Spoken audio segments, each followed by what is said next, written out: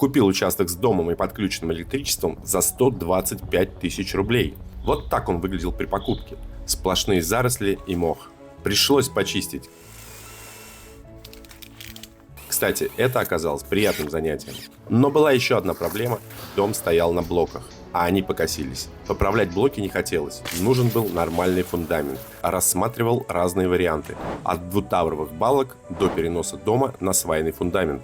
Остановился на втором варианте. Тем более, что он стоил почти тех же денег.